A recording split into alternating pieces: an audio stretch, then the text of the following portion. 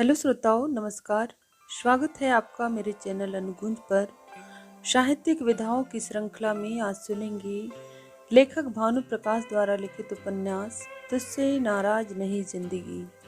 तो आइए सुनते हैं तुझसे नाराज नहीं जिंदगी का भाग 4। कहा जाता है कि वो जवानी जवानी नहीं जिसकी कोई कहानी न हो। 21 वसंत गुजर जाने के बाद भी आपके जीवन में कोई दुर्घटना न हो, दिल सही सलामत हो, तो इसे आश्चर्य ही कहा जाएगा। लेकिन ये मेरा जीवन था जहाँ सब कुछ आश्चर्यजनक ही होता है। कितने ही एक तरफा प्रेमों का भ्रम टूटने के बाद, कितने ही ब्रह्मचर्य व्रत भंग होने के बाद मैंने मन को समझा लिया था कि स्त्री सुख मेरे नसीब में नहीं है। लेकिन क्या आप भविष्य दृष्टा है? भविष्य की अनिश्चितता ही उसकी खूबसूरती है। इंजीनियरिंग की बंजर कक्षा में उस दिन बारिश की रिमझिम फुहार की भांति वो सावली सी लड़की आई थी। मैं आई कमीन सर कहते हुए। नजरें मिलते ही इश्क एक तरफा हो जाना मेरी पुरानी आदत थी। मैं उसकी ओर ही एकटक निहारे जा रहा था, यह सुनिश्चित करने के लिए कि कोई उसे पीछे से निहार रहा है। वह भी कभी कभी पीछे देख लेती। इस क्रम में नजरें टकरा जाती और दिल जोर से धड़कने लगता। एक बार डर सा लगा कि कहीं वह उठकर डांटने न लगे या टीचर से न कह दे, लेकिन उसने ऐसा कुछ नहीं किया। उसकी इसी उदारता से मेरी हिम्मत बढ़ गई और मन में एक भ्रम भी पैदा हो गया कि वह भी मुझ में इंटरेस्टेड है। दोस्तों का काम ही होता है दोस्त को झाड़ पर चढ़ाना और बाद में नीचे से सीढ़ी खींच लेना। हाँ भाई, सच में वो तुमको बार बार देख रही थी। लगता है वो भी इंटरेस्टेड है तुम्हारे में। अरे प्रकाश है भी तो स्मार्ट। लोगों ने बोल बोल कर मुझे उसके बारे में सोचने पर मजबूर कर दिया। और जैसा कि होता है, आप किसी चीज़ के बारे में जितना सोचते हैं आप उतना ही उलझते जाते हैं। जो जो मैं उससे नज़दीकियाँ बढ़ाता गया त्यों तो मैं खुद से दूर होता गया। क्या वह भी मुझसे प्यार करती है? लेकिन वह तो सभी के साथ इसी तरह हंस हंस कर बातें करती है, तो क्या वह सभी से प्यार करती है?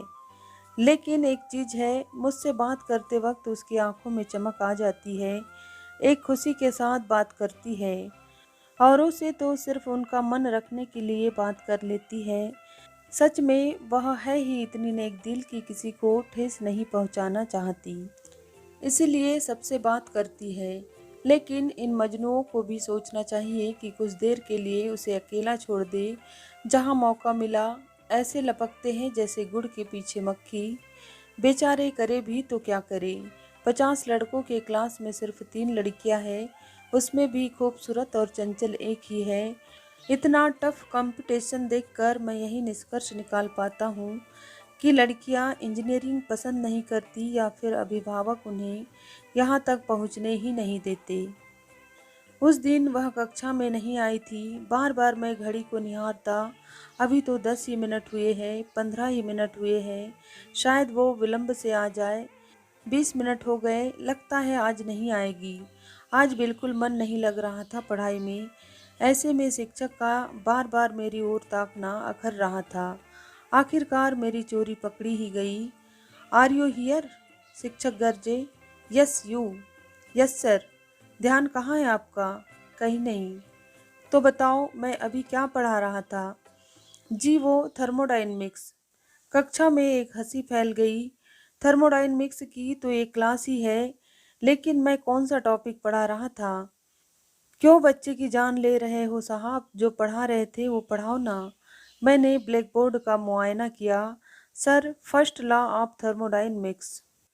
क्या है ये फर्स्ट लॉ ऑफ थर्मोडायनेमिक्स? समझाओ जरा। मुझे चुप देखकर वे और आनंदित हुए शायद।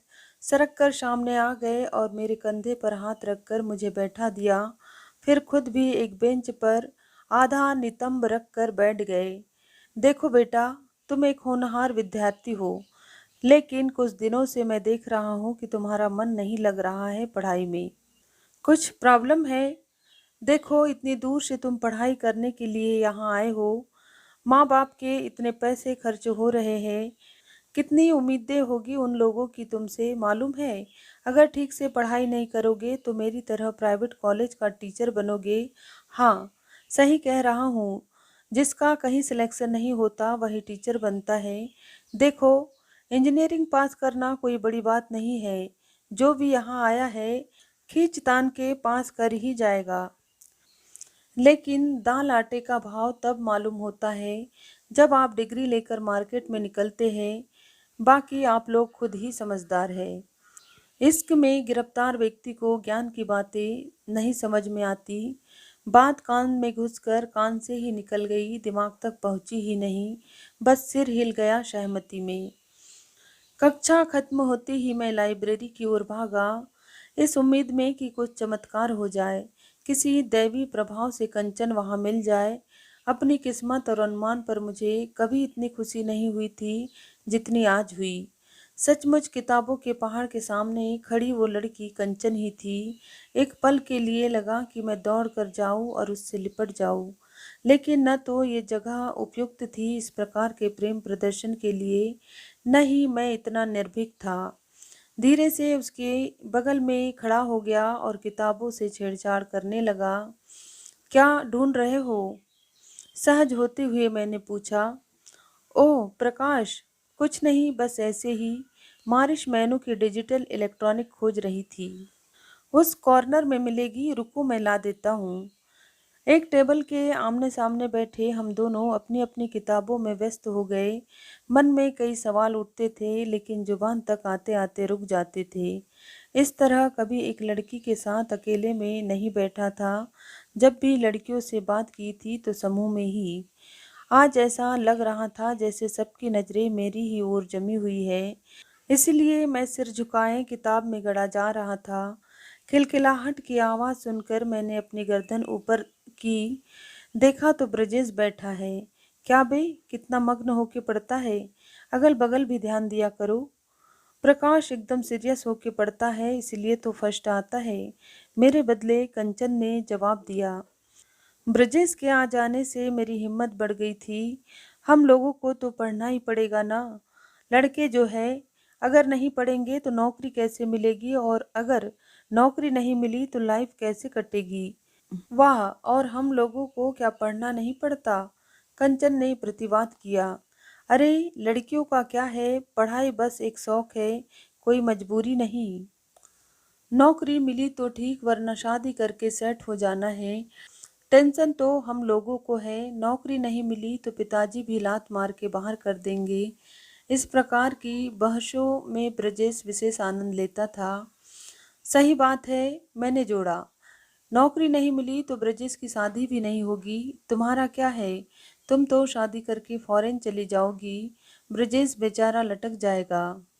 अच्छा, तो तुम लोग क्या सिर्फ शादी के लिए पढ़ाई करते हो?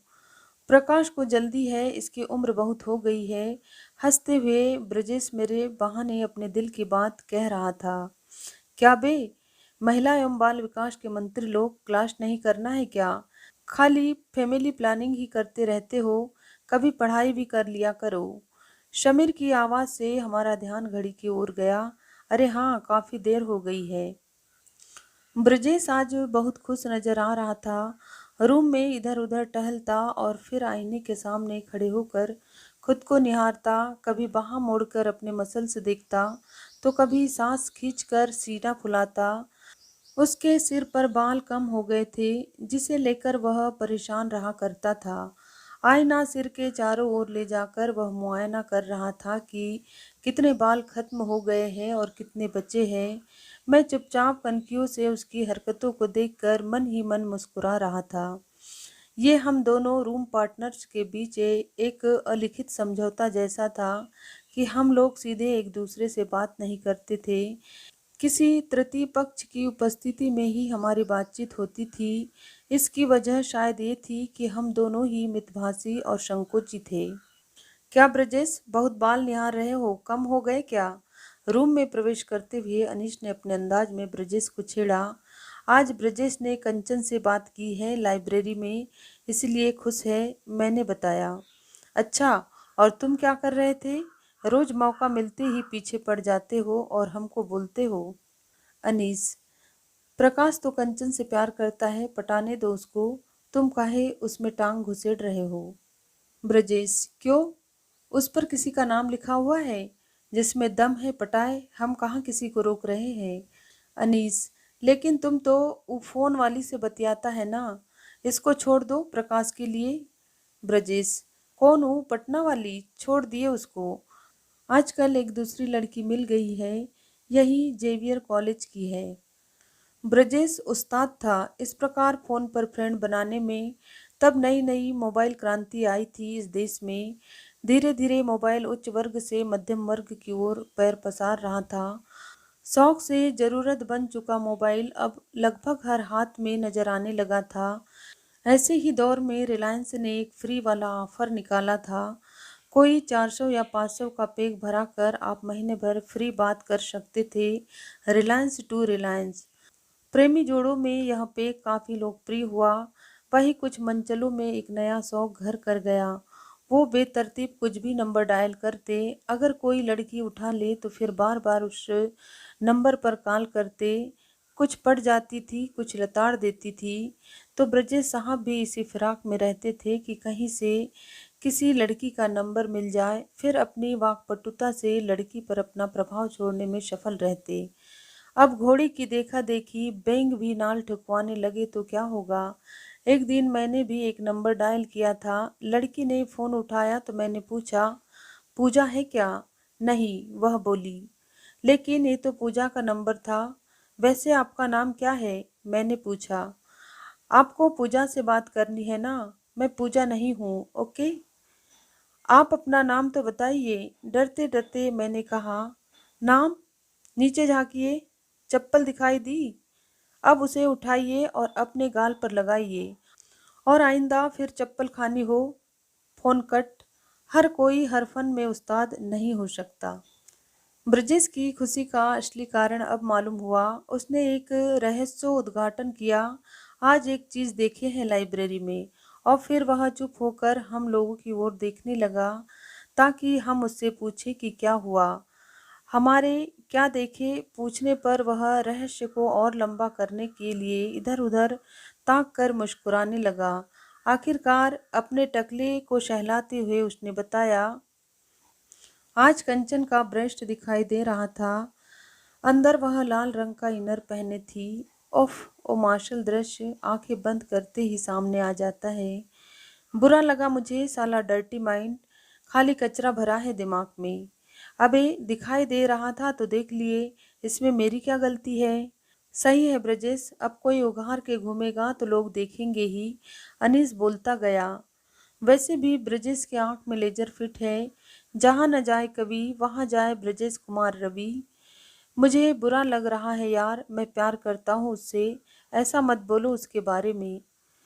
प्यार प्यार कुछ नहीं होता है, असल चीज है सेक्स। यही चाहिए सबको, तुमको भी। वैसे भी इस प्यार की परिणति क्या है? तुम ठहरे पंडित जी और वो है राजपूत। क्या तुम शादी कर सकते हो उससे? है तुम में इतनी हिम्मत? बोलो, चुप क्यों हो? ब्रजेश के इस प्रश्न का उत्तर नहीं था मेरे पास। आज तक खाना और कपड़ा भी मैंने पिताजी की पसंद से ही चुना था। जीवन साथी चुनने का तो सवाल ही पैदा नहीं होता। जिंदगी समतल सड़क पर चलती रहे तो जिंदगी का मजा नहीं आता। उसे कुछ रोमांच चाहिए, कुछ संघर्ष चाहिए, कुछ धमाका चाहिए। तृतीय वर्ष में पहुंचकर अचानक ये ज्ञात हुआ कि हमारी फीस बढ़ गई है, लगभग दोगुनी। वो भी पूर्व प्रभाव से। मतलब द्वितीय वर्ष से कुल 85,000 और देने थे। इस हिसाब से पूरे कोर्स के लिए हड़कंप मच गया पूरे विद्यार्थी समुदाय में। ये क्या अनीति है भाई, सरासर अन्याय है। सुनते हैं कि फीस का निर्धारण सरकार द्वारा गठित एक टेक्निकल कमेटी करती है। इसमें हाईकोर्ट के रिटायर्ड जज कमेटी का नेतृत्व करते हैं, तो उनके द्वारा निर्धारित फी स्ट्रक्चर पर सवाल नहीं उठाए जा सकते।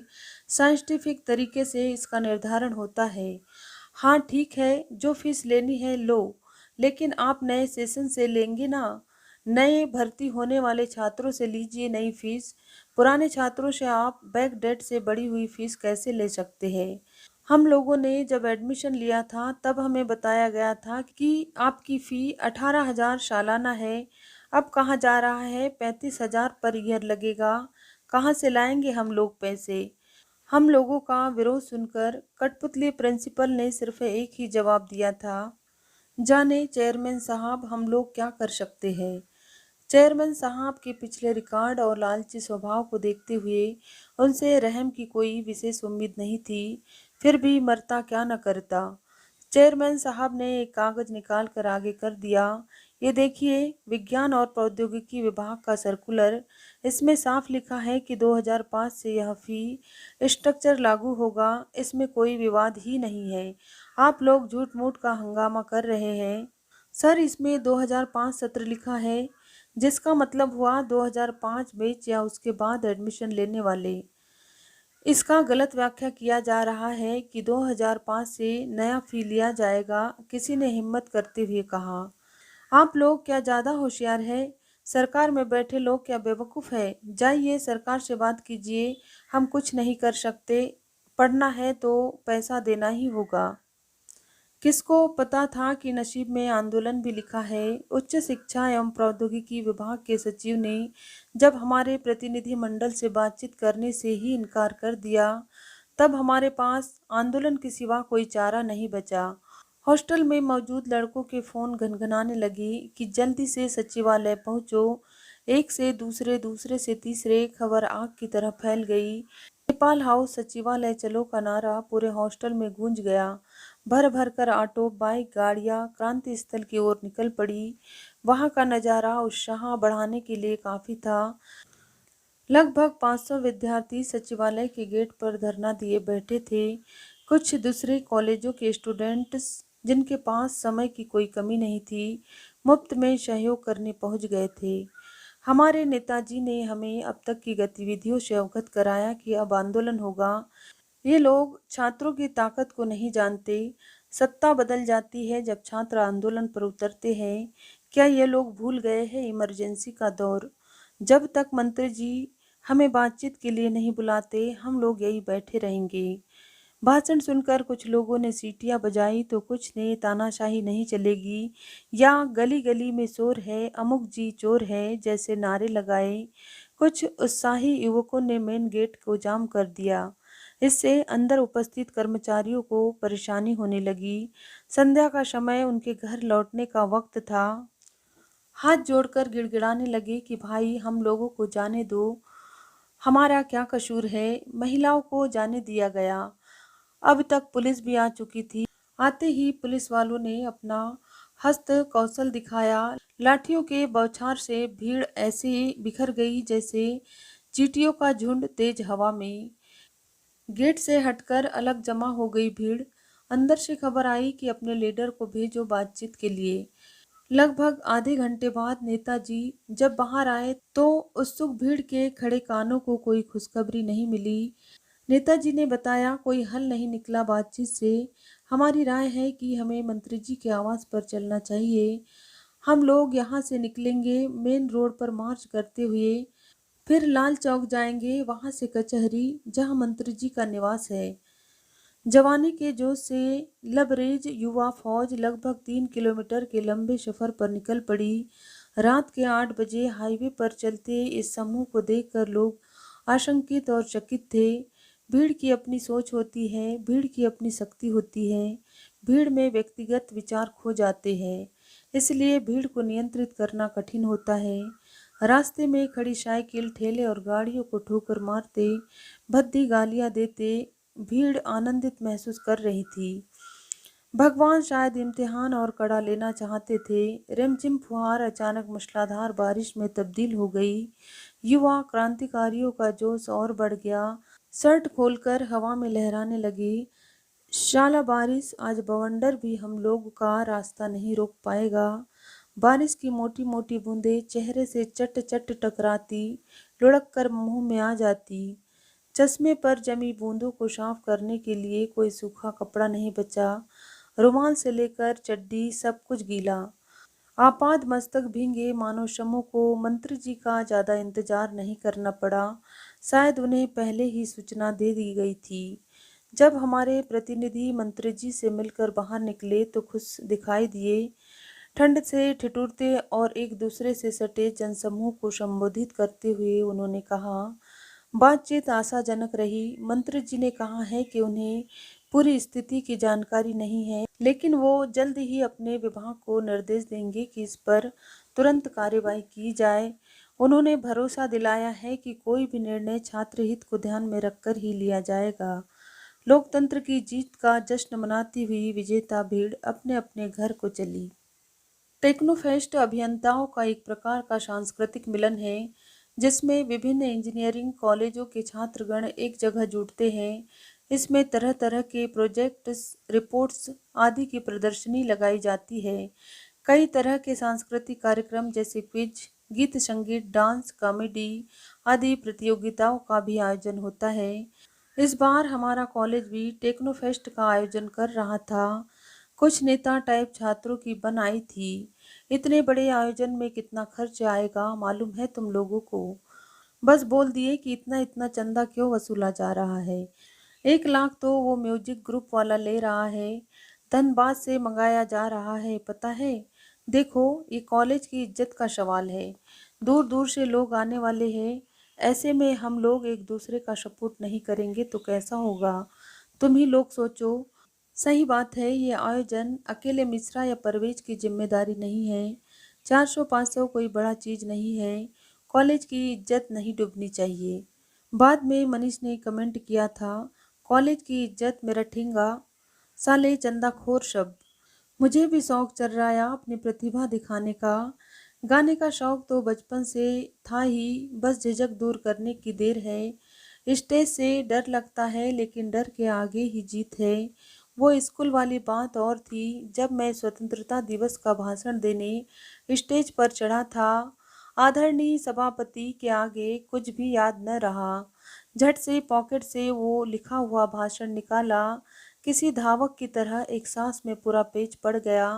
दौड़कर अपनी सीट पर पहुंचा और एक लंबी सांस ली। तब जाकर सुकून मिला। लेकिन बचपन की बात और थी, तब मैं काफ़ी संकोची था और अब तो काफ़ी विश्वास आ गया है खुद पर। मित्रों ने एक सुर में इस प्रस्ताव का समर्थन किया। हाँ हाँ, निसंकोच तुमको इसमें भाग लेना चाहिए। किसको पता था कि भाग लेने के चक्कर में स्टेज से भागने की नौबत आ जाएगी। जब एंकर ने मेरा नाम पुकारा तो मैं इस तरह शान से चला जैसे हिमेश रेशमिया स्टेज शो करने के लिए जा रहा हो।